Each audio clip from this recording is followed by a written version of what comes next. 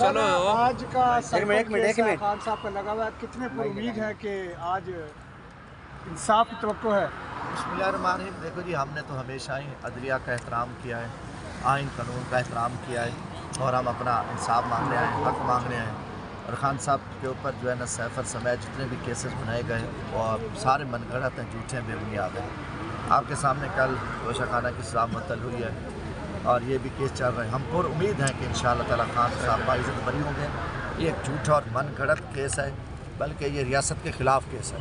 इमरान खान इस टाइम रियासत के साथ खड़े और रियासत के लिए 26 करोड़ आवाम के लिए वो जेलें भुगत रहा है, उसके साथी जेलों में बैठे हैं, बेगुनाह बैठे हैं। और आपके सामने कि इस्लामाबाद हाई कोर्ट के जहाँ मैं खड़ा हूँ, 6 जज मज़हब जज साहबान ने जो ख़त भेजा है सुप्रीम जुडिशल कौंसल को, उसमें जो कुछ उन्होंने ख़त में इंकशाफ किए हैं वो शर्मनाक है। तो हमारा पहले ही मौक़िफ़ था कि जजेस को कैद किया हुआ है, उनको जगरमाल बनाया, उनके बीवी बच्चों को थ्रेट है, खौफ है और उनको उनके रिश्तेदारों को उठाया जा रहा है।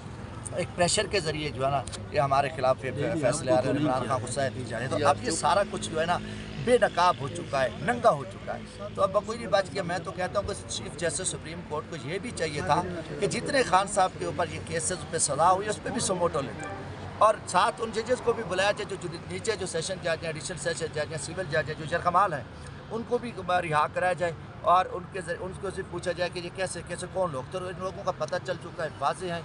तो ये जो हकीकतन इंशाअल्लाह ताला हम अल्लाह के फजल से सुरखरू होंगे और हम उम्मीद है इस वक्त जो है ना इस्लामाबाद के हाई कोर्ट के जजेस को सलाम है कि जिन्होंने जुर्रत का मुजाहरा किया और उन्होंने जो है ना आइन और कानून के मतलब और रियासत के साथ खड़े होकर उन्होंने अपनी जो तकलीफ़ थी, जो उनके साथ ज़्यादतियाँ हो रही थी, उन्होंने जो है ना अपने जो आला मनसब पे बैठे थे सुप्रीम कोर्ट को उनको बताया। और उम्मीद है कि लाजज बेंच जो है ना इस पर जो नोटिस ले और जो कौमी मुजरिम है कि जो यहाँ इतनी बड़ी बदमाशी कर रहे हैं उनको लटकाया जाए और इनको सज़ा मिलनी चाहिए। जमशेद साहब, आप एक तरफ मुबारकबाद दे रहे हैं कि जजेस ने कदम उठाया, अहसन कदम उठाया, दूसरी तरफ ख्वाजा आसिफ साहब का कहना ये है कि ये निज़ाम 75 साल से चल रहा है, इस वक्त ख़ास मौके पर ये जो ज़मीर जगह है ये कोई थोड़ा सा इसका भी कह रहे हैं कि जांच पड़ताल करनी चाहिए, क्या कहेंगे इस पर? ख्वाजा आसिफ के जो मुर्दा घोड़ा है नवाज़ शरीफ को अगर इंसाफ मिल जाए तो ठीक है कि अभी इंसाफ मिल गया है उनको। अगर जो जज ज़मानत दे दे जज मुजरिम को जो कि कानून आइनी तौर पर सरेंडर करना था, सज़ा याफ्ता मुजरिम था, उनको छोड़ा जाए तो उनके लिए वो जज अच्छे हैं।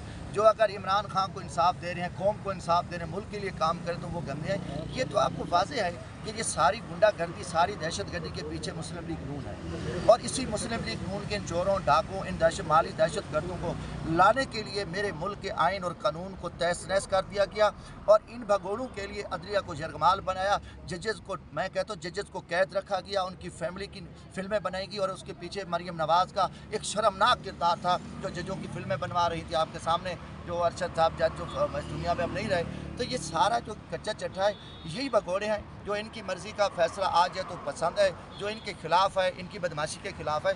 तो ख्वाजा आसिफ तो खुद एक फ्राडी पूरी शिकस्त खाया उस शख्स ने और वो जलील हुए हैं। अब ये सारी जो बेगैरती है यही लोग कर रहे हैं और उनके पीछे पीपल्स पार्टी और मुस्लिम लीग नून के जो इस्टेब्लिशमेंट में जो छुपे बैठे हैं यही उनके ज़रिए जो है ना ये सारी बदमाशी की। देखो ना, ये इलेक्शन था, इलेक्शन कमीशन इस टाइम जरगमाल है, ब्यूरोक्रेसी जरगमाल है, पाकिस्तान की 26 करोड़ आवाम जरगमाल है, मीडिया जरगमाल है, अदलिया